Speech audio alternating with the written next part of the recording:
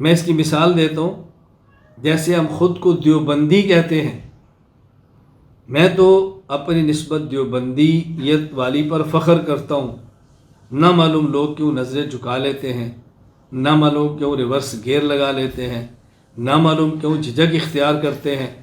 پڑھا اللہ اکبر اکابرین دیوبند کے مدارس میں، کھایا اکابرین دیوبند کے مدارس میں، شہرت اکابرین دیوبند کے صدقے، قبولیت دیوبند کے صدقے، مومنین دیوبند سے نسبت کرنے والے، اور جب تھوڑی سی ترقی ملی، تھوڑا سا عروج ملا، تھوڑی سی شہرت ملی، تو فوراً ریورس گیئر لگ گئے، دیوبندیت کیا ہوتی ہے، ہم تو مسلمان ہیں۔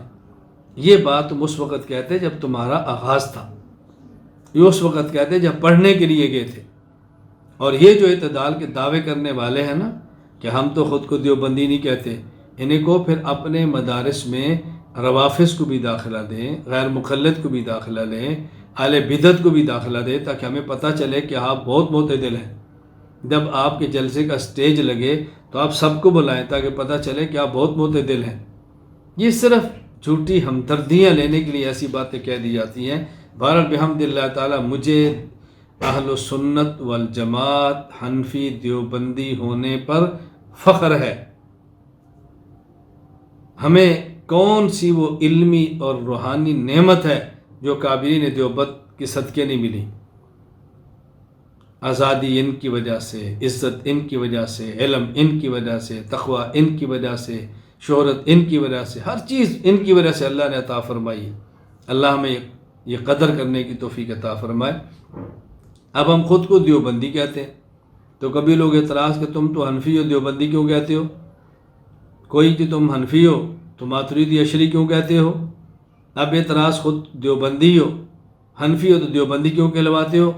ہم کہتے ہیں بھی ہم اہل السنت والجماعت حنفی ہیں، لیکن ہمارے اس بر و صغیر پاک و ہند میں ایک طبقہ ایسا پیدا ہوا جنہوں نے خود کو اہل السنت والجماعت حنفی کہا، لیکن تعبیرات انہوں نے وہ اختیار کی، عقائد کی تشریحات وہ اختیار کی، اور مسائل میں وہ مسائل اختیار کیے کہ جو اکابرین علماء دیوبند کے نہیں تھے، بلکہ احمد رضا خان بریلی، الٹے باس بریلی والے ان کے تھے۔